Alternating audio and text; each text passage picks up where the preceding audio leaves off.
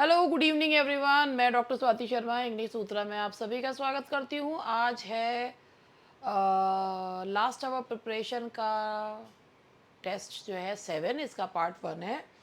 और इसमें कुछ क्वेश्चंस लिटरेचर के हैं और काफ़ी कुछ क्वेश्चंस ग्रामर के, जिसमें वोकेबलरी सेक्शन भी है, तो वो भी है आप लोगों के लिए। और जैसा कि आप सभी को पता ही होगा कि जो जेईसी लेक्चरर का एग्ज़ाम जो कि 3 और 4 मई में होना था, वो अब 7 जून को पहुंच गया है। तो वो पोस्टपोन हो गया है, लेकिन ये पेपर जो है होपफुली टाइम पे हो जाएगा। तो आप लोग जो है इसके इंतज़ार में ना बैठें कि कहीं इसकी भी तो डेट आगे नहीं खिसकेगी। और अब बहुत हो चुका है, बस अब ये पेपर हो जाना चाहिए। तो चलिए अब इसी के साथ हम लोग चलिए शुरू करते हैं अपना टेस्ट 7। और ये रहा हमारा टेस्ट 7। तो यहाँ पर आपका पहला क्वेश्चन आप लोगों को देखिए और बताइए। In Shakespeare's King Lear which character disguises himself as the poor beggar poor Tom. बहुत आसान क्वेश्चन है। केंट, एडगर, एडमंड या ऑसवॉल्ड।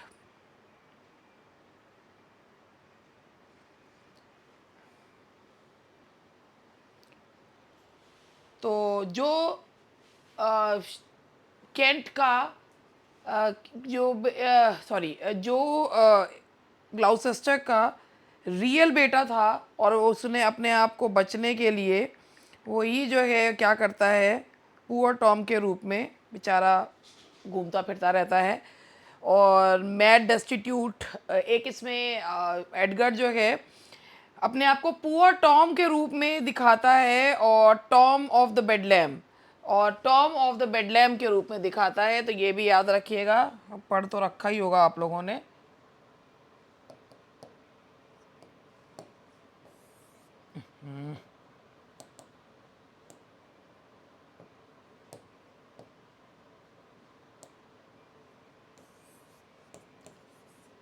Tom of बेडलैम,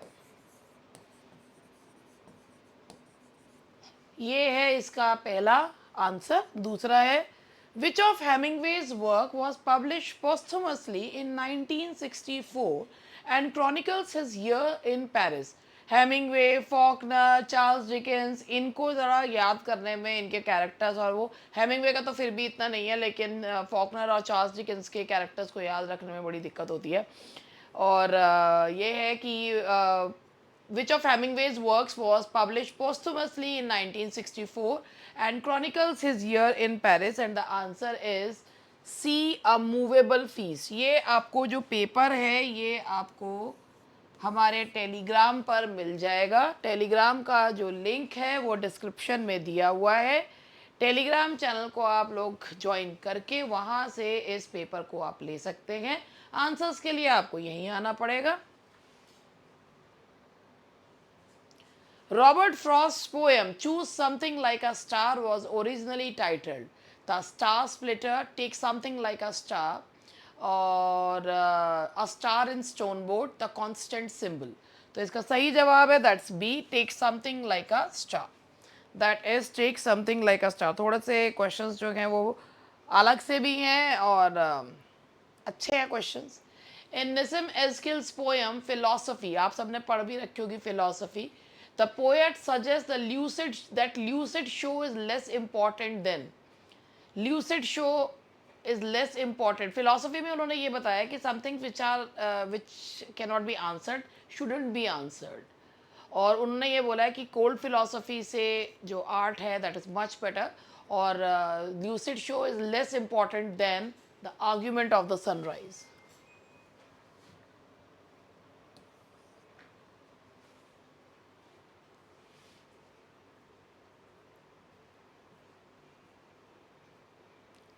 Which Faulkner's novel is narrated by the character V.K. Ratliff and marks the beginning of the Snopes family saga? The Mansion, The Town, The Hamlet, The Unvanquished. Which Faulkner novel is narrated by the character V.K. Ratliff and marks the beginning of the Snopes family saga? Snopes family saga की शुरुआत जो होती है वो होती है the Hamlet से. That is the Hamlet. The Hamlet. Which Shakespearean comedy features the character Beatrice and Benedict, जो कि इनकी कॉमेडी ऑफ मैनर भी है, and that is Much Ado About Nothing. Much Ado About Nothing. In Hemingway's The Sun Also Rises, Lady Brett Ashley represents the archetype of the traditional housewife, new woman, flapper, damsel in distress या fallen angel. तो इसका मैं आपको बताऊँ, उस समय ये बहुत वो चला था, दैट इज़ फ्लैपर. तो ये था न्यू वुमन या flapper, those who wanted to carve their identity, those who wanted to live their life on their own, और अपने अपने हिसाब से लाइफ जीना चाहती थी, उनको फ्लैपर कहा जाता था. Which poem by Robert Frost contains the line I have been one acquainted with the night, और सामने दिख भी रहा है, that is B acquainted with the night. That is acquainted with the night. Nissim Eskil's The Railway Clerk highlights the monotony of bureaucracy through which linguistic device, highflown, Victorian English, sociolect या babu English जिसे कहा जाता है, जिसमें literal translation कर दिया जाता है क्या? हाँ वही देख रही हूँ.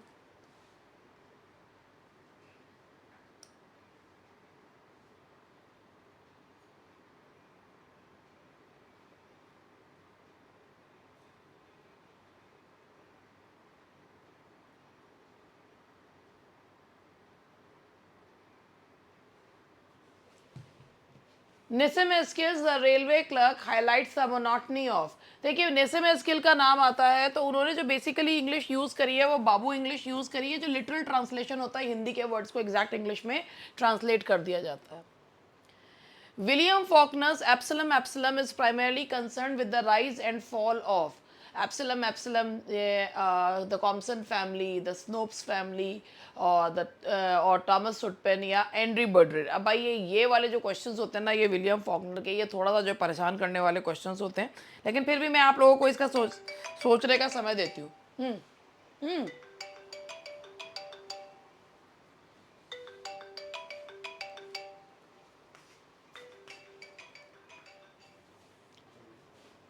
Absalom is primarily concerned with the rise and fall of the Compson family, the Snopes family, Thomas Sutpen या Henry Bundren. तो इसका सही आंसर है that is C, Thomas Sutpen. That is Thomas Sutpen. और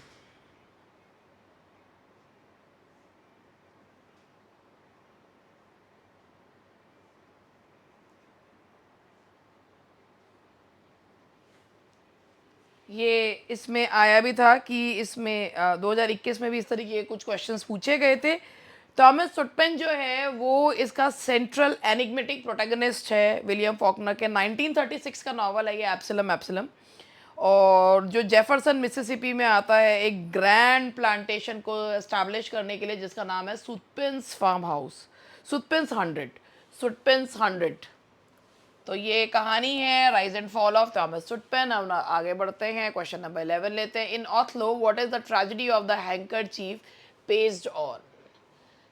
ऑथलो में क्यों ऑथलो जो है बहुत ज़्यादा, जैसे कहना चाहिए कि he was just crazy about that hanker chief. एक हैंकर चीफ ही तो था, तो वो क्यों ऐसा बावला सा हुआ पड़ा था उस हैंकी को लेके. So the answer is it contain a magical charm from an Egyptian sibyl. वो एक इजिप्शियन सिबिल ने, वो एक फैमिली एयरलूम था, एक ख़ानदानी जो है वो एक आशीर्वाद था. Which Frost poem is a dialogue between a husband and wife regarding the death of their child. और ये है एक बहुत ही एक टेंस माहौल है हस्बैंड और वाइफ के बीच में, और वो है दैट इज़ होम बरियल. ये बड़ी मूविंग सी पोएम है फ्रॉस्ट की, that is home burial. In Hemingway's first collection of short stories published in 1625 is titled. Hemingway का जो पहला collection of short stories है वो Men Without Women है, In Our Time है, Winner Take Nothing है, The Fifth Column है, and that is In Our Time. That is In Our Time. And then next question is, ये questions अगर आपको ध्यान से करेंगे तो ये क्वेश्चंस ऐसे होते हैं जो वाकई में ना थोड़ा सा कंफ्यूज कर देते हैं. Nissim Ezekiel was awarded the Padma Shri by the government of India. Nissim Ezekiel को पद्मश्री, देखो साहित्य अकादमी अवार्ड मिला है, पद्मश्री अवार्ड मिला है. पद्मश्री उनको मिला था 1988 में.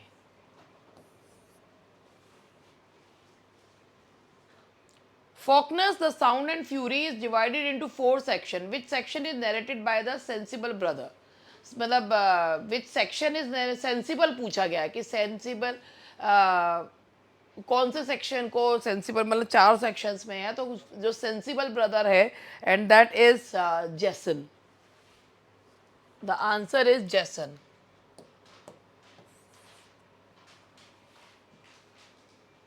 In Shakespeare's The Tempest, who is the rightful Duke of Milan, whose kingdom was usurped by his own brother, and he was thrown on an island which he later made the Enchanted One, and that is Prospero. And this is one of Shakespeare's autobiographical work, because in this work he presented his heartfelt feelings that he wanted to leave London and he wants to go back to his own place. और एक इसमें colonialism के बारे में भी बताया गया. This play shows the colonial mentality of Shakespeare as well. तो the answer is Prospero. उसके बाद नेक्स्ट है आपका, The Figure a Poem Makes is a famous preface essay written by Faulkner, Robert Frost, Nissim Ezekiel या T S. Eliot. The Figure a Poem Makes एक famous essay है Robert Frost का. That is Robert Frost, जिनकी famous figure of speech थी synecdoche. In Hemingway's For Whom the Bell Tolls, who is the leader of the guerrilla band when Robert Jordan arrives?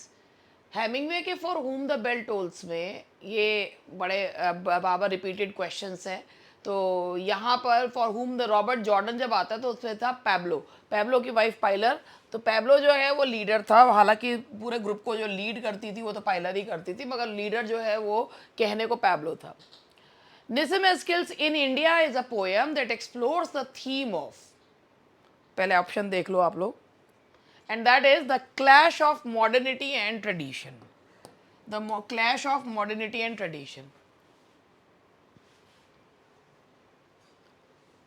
Which Faulkner's novel was originally titled Twilight? ये question अच्छा है, हो सकता है आप लोगों ने इसे पहले भी पढ़ रखा हो. मैं बहुत होशियार मान के चलती हूँ सबको सब कुछ पता होगा, एक मैं ही बावली हूँ, मुझे ही कुछ नहीं आता है. तो इसलिए मैं हमेशा कह के चलती हूँ आप लोगों ने पढ़ा होगा. अच्छा सा भी लगता है ना कि हाँ हमने पढ़ा तो था, कभी पढ़ा तो था. तो देखिए ये है इसका, the answer is the sound and the fury, जिसका टाइटल जो है वो मकबेथ से लिया गया है. The sound and the fury. Sound and the fury originally title Twilight. ठीक है भाई, चलो. अब मैं आप लोगों से एक चीज़ ये पूछना चाहूँगी कि आप लोग जब तैयारी कर रहे हैं, आप ये जो समय है, मतलब आप आज 16th है, अब कुछ ही दिन बचे हैं पेपर में, तो आप लोग की तैयारी का अब ये होना चाहिए कि क्वेश्चन देखा और क्वेश्चन का ना आंसर रटा हुआ नहीं होना चाहिए. बेसिकली आपके सामने ना एक चीज़, एक पिक्चर खिंच के आनी चाहिए कि हाँ हमारी तैयारी सही. बहुत ज्ञान देती हूँ मैं, कभी कभी बहुत ज़्यादा ज्ञान देती हूँ, पता नहीं इतनी आदत क्यों पड़ गई मुझे ज्ञान देने की,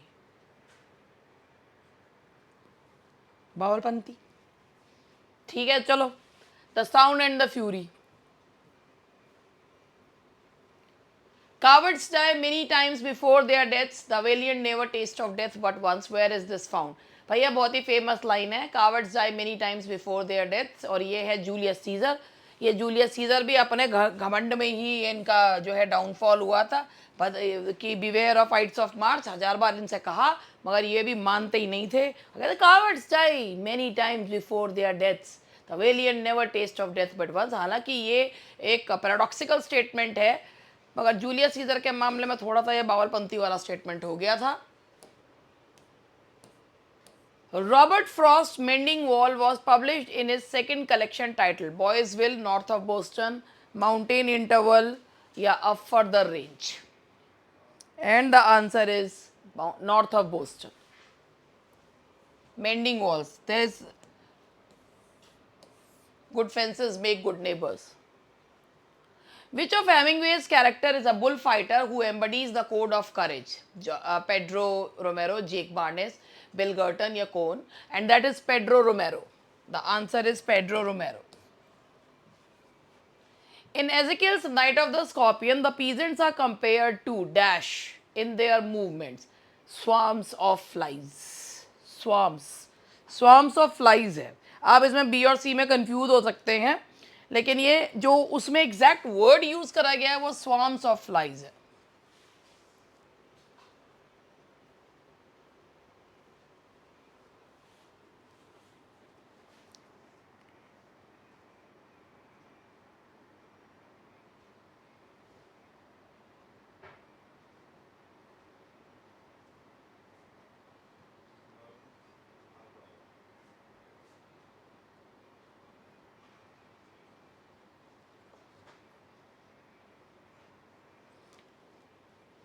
Which Shakespearean tragedy is often called the tragedy of reflection? Tragedy of reflection से आप समझिए क्रोनोलॉजी समझिए. रिफ्लेक्शन मतलब होता है जो बहुत ज़्यादा जिसपे सोच समझ के निर्णय लिए जाते हैं, जो अकॉर्डिंग टू टी.एस. इलियट जिसमें ऑब्जेक्टिव कोरिलेटिव नहीं है, लेकिन जो सबसे ज़्यादा किया जाने वाला प्ले है, लोगों को भी बहुत पसंद आता है, and that is Hamlet. Tragedy of reflection भी कहा जाता है, और इसमें ये भी कहा जाता है कि भाई ट्रेजेडी ऑफ इडिपस कॉम्प्लेक्स भी है ये. Faulkner's Light in August features a protagonist of uncertain racial identity named. एक अनसर्टेन आइडेंटिटी वाला व्यक्ति है जो नीदर ब्लैक नॉर वाइट है, और उसको he was left in an orphanage by his demented grandfather, और वो हैं जो क्रिसमस. दैट इज जो Christmas. The wood pile by Robert Frost uses which bird as a symbolic guide? The wood pile. That is a small bird. ये wood pile जो है ये एक पोएम है, और ये मैं बार बार बोल रही हूँ, रॉबर्ट फ्रॉस्ट जिन्हें होमस्पन फिलोसफर भी कहा जाता है, उनकी फेवरेट फिगर ऑफ स्पीच जो है वो सिनेक्डो की है, अ स्मॉल बर्ड, वुड पैकर या robin. Hemingway's The Short Happy Life of Francis Macomber is set during, एक शॉर्ट स्टोरी है उनकी. The Short Happy Life of Francis Macomber is set during a safari in Africa. That is a safari in Africa.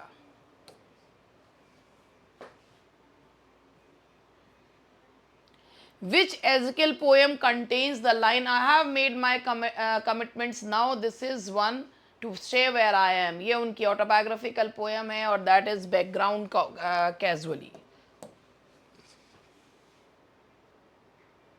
नहीं, island.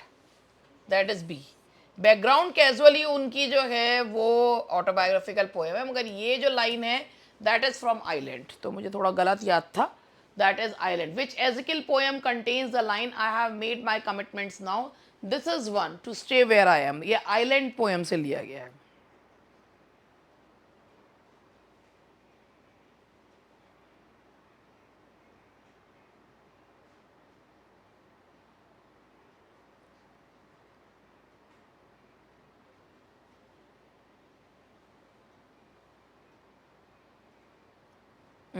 ये तो background casually की line है, इसीलिए मैं इसको चेक कर रही थी, मुझे जो याद पड़ रही थी, और ये है आंसर की में गड़बड़ है इसमें. I have made my commitments now, this is one to stare where I am. सही बोल रही थी मैं, बैकग्राउंड कैजुअली है ये, और इसमें गलत दे रखा था आंसर की में, इसलिए. और मुझे याद था यही कि ये जो है आई have made my commitments now की ये इनकी ऑटोबायोग्राफिकल पोएम की लाइन है. सारे आंसर की चेक करी, एक क्वेश्चन रह गया मुझसे. कौन सा क्वेश्चन है देखा? गलत जवाब.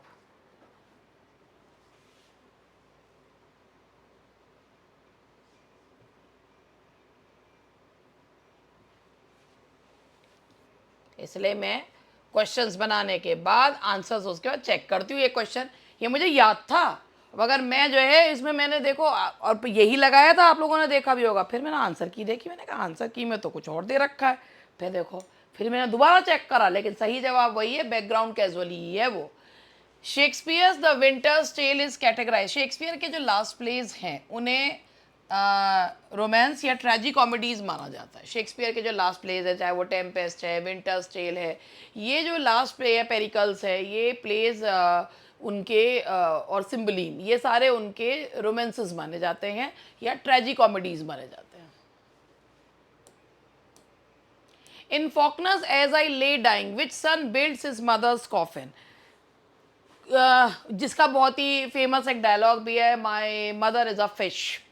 तो कौन सा बेटा जो है वो अपनी मदर का कॉफिन जो है वो बना रहा होता है, और दैट इज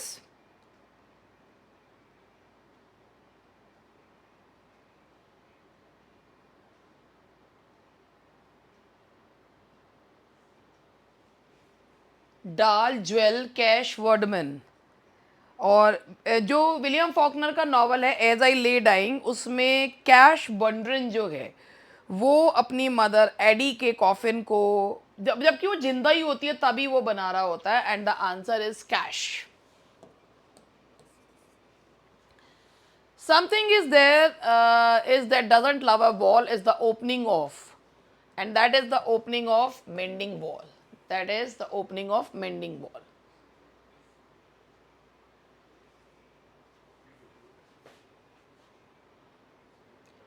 अब मैं आप लोगों को थोड़ा सा जो है भैया देखो, मैं बीच में ऐड करती हूँ, मैं शुरुआत में नहीं करती हूँ। बीच में ऐड करने का एक रीज़न ये होता है कि शुरुआत जो है मैं करके अपना फिर उसके बाद देखो। अब आप लोगों को जो लोग टीजीटी की तैयारी कर रहे हैं, और ये वाला हमारा जो बैच है, आराम से जो है इसको अभी भी कवर, मैं आपको इसमें ये भी बता देती हूँ, मैं वीडियोस अभी, क्योंकि ये लाइव चल रहा है ये वाला बैच, और इस लाइव बैच में हमारे जो हैं कितने वीडियोस हैं भैया, जो हमारे डिटेल्ड बैचेस हैं उनमें तो बहुत बहुत सारे वीडियोस हैं। इसमें अभी 49 क्लासेस हुई हैं, क्योंकि कंप्रेस्ड वे में है। फोर्थ राइटर इसमें William Shakespeare, John Milton, William Wordsworth और जॉन गॉल्सवर्दी, इनमें हमने अपना कवर जो है अभी तक कर लिए हैं। जॉन गॉल्सवर्दी अभी कंप्लीट इसमें उनका पार्ट वो वाला होने वाला है।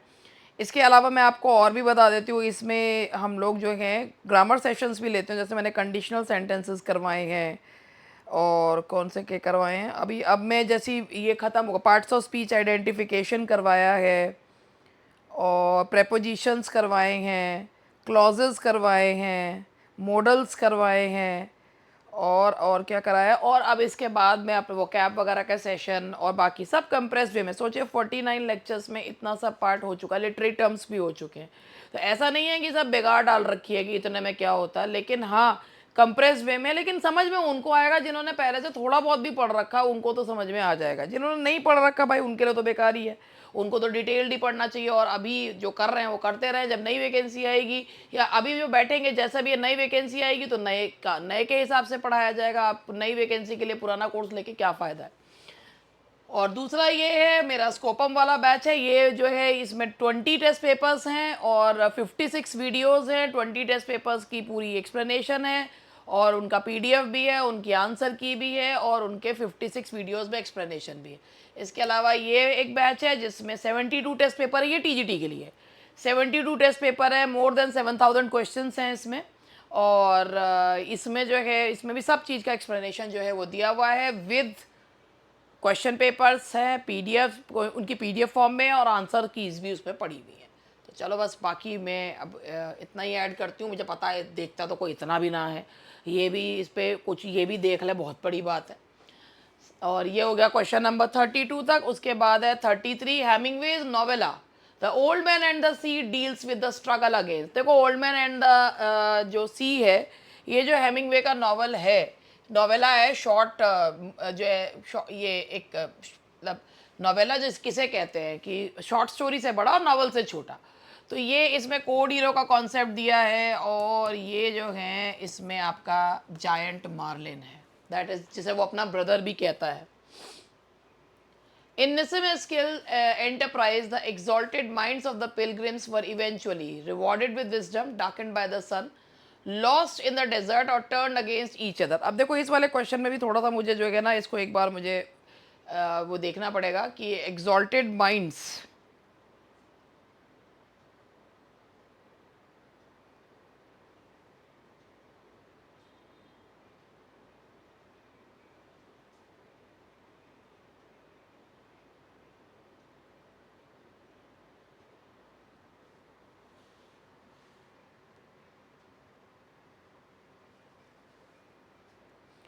इसमें जो है जो इसका सही जवाब है, ये ऐसे क्वेश्चंस में गड़बड़ हो जाती है कि टर्न अगेंस्ट ईच अदर लगाएं या डार्कन्ड बाय द है। इसकी लाइन इस तरीके से है, the exalted minds of the pilgrims were eventually turned into darkened faces full of frustration, disillusionment and broken spirits। तो ये जो है ना enthusiastic state जो है, द आइडियलिज्म इज लॉस्ट। तो ये जो लाइन है इसका ये है कि डार्केंड बाय द, मतलब इसमें से तो मुझे तो वैसे कोई,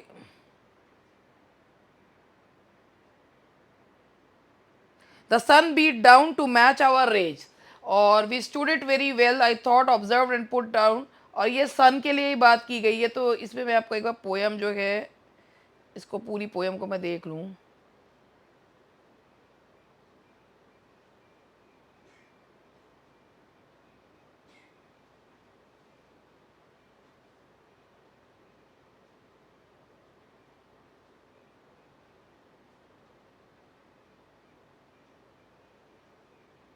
the trip had darkened every face. तो डार्केंड बाय द सन, मतलब बेसिकली ये सन का एक मेटाफोरिकली यूज करा गया है, टर्न अगेंस्ट ईच अदर नहीं है यहाँ पर, ये एक एम्बिगियस हो गया डार्केंड बाय द सन। और ये है कि जिस रीज़न से चले थे एक पिलग्रिमेज के लिए, वो रीज़न जो है वो नहीं हो पाया। सोचा ये था, पिलग्रिमेज पे गए थे कि एक बर्डन को लाइटन करेंगे, मगर ऐसा कुछ भी नहीं हुआ। बाद में जाके सब लोग जो है डिसिल्यूजनड हो गए। तो डार्केंड बाय द सन भी वैसे तो इसका सही नहीं है, मगर उस पोएम के हिसाब से ले लेते हैं। Which Shakespearean play features the play within a play titled The Mousetrap, and that is Hamlet? और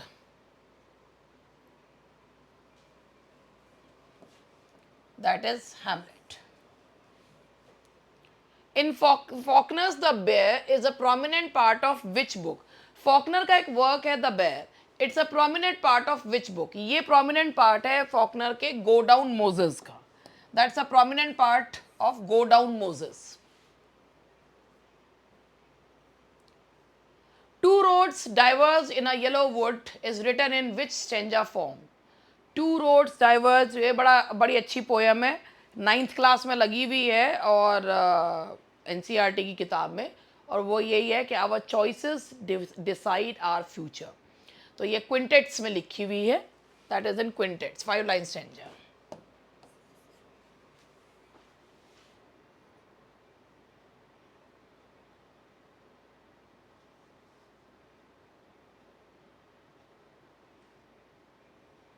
ये बुक का नाम, इस पोएम का नाम तो द रोड नॉट टेकन है।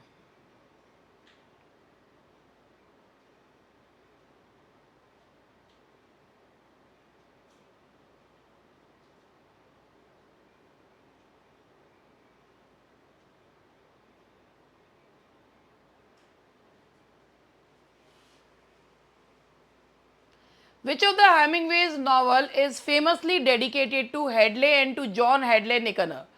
तो ये रिचर्ड हेडले और जॉन हेडले निकनर को जो फेमसली डेडिकेटेड नॉवल है, that is the Sun Also Rises. The Sun Also Rises. Ezekiel's hymns in darkness shows the influence of which philosophical thought? कौन से philosophical thought को दिखाते हैं hymns in darkness? वैसे भी hymns हो गया, भजन को बोला जाता है वेदांतिक philosophy। वेदांतिक philosophy, the answer is C, वेदांतिक philosophy।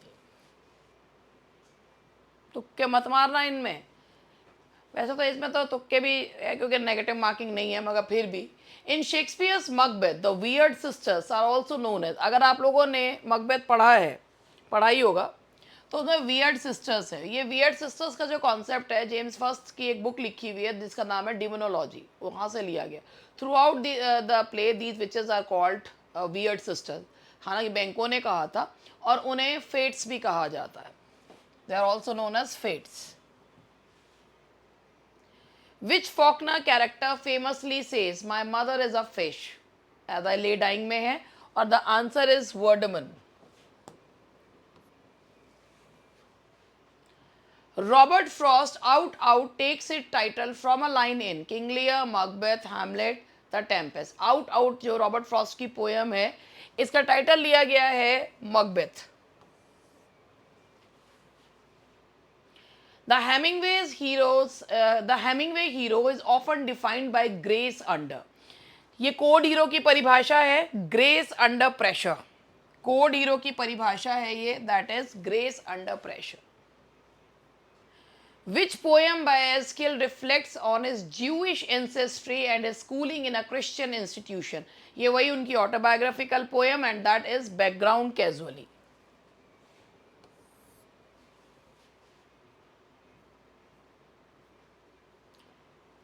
Shakespeare ने कितने सोनेट लिखे हैं ये सबको पता है. शेक्सपियर ने कितने सोनेट फेयर यूथ को डेडिकेट करे हैं ये भी पता है.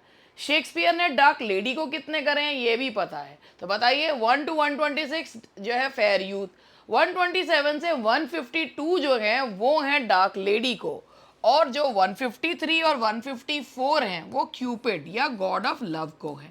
तो जो सही है वो इस तरीके से है. वैसे तो कहते हैं लास्ट के हैं, लेकिन ये लास्ट के जो दो सोनेट्स हैं they are dedicated to Cupid. Faulkner won the National Book Award for which novel? National Book Award उन्हें उनकी कौन सी नॉवल के लिए मिला था? That is a fable, Sanctuary, Sartoris या the reivers. And the answer is a fable. The answer is fable.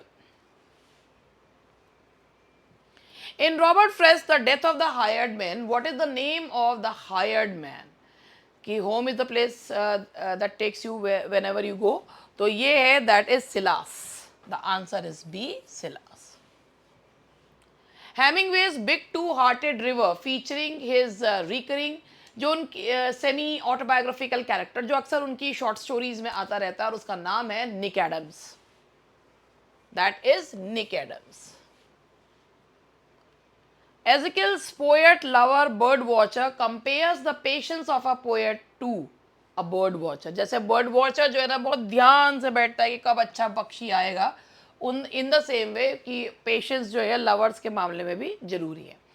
In King Lear, which of Lear's counselor is banished for defending Cordelia? Gloucester, Kent, Albany या Cornwall? And the answer is B, Kent. Which Faulkner's novel deals with the character Caddy Compson through the eyes of her brother? Caddy Compson. And that is The Sound and the Fury. That is The Sound and the Fury. 51 questions हो गए. आज मैं आपको 55 questions जो हैं वो करवाऊंगी.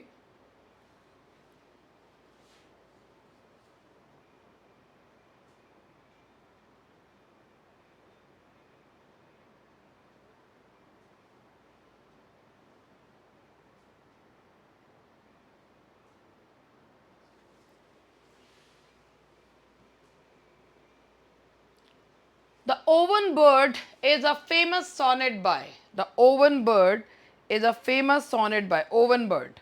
ये Oven Bird जो है ये एक famous sonnet है रॉबर्ट फ्रॉस्ट का. This is a poem by Robert Frost.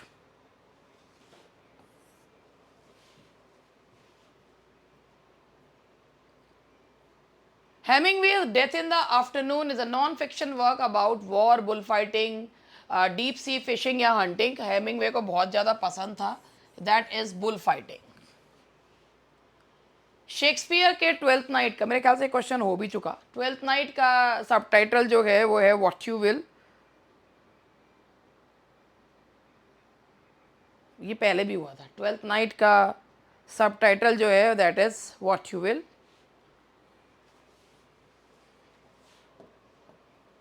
कुछ क्वेश्चंस रिपीट हो जाते हैं. Which Ezekiel's collection was his first published in 1952? 1952 का उनका A Time to Change. 1952 collection है that is A Time to Change.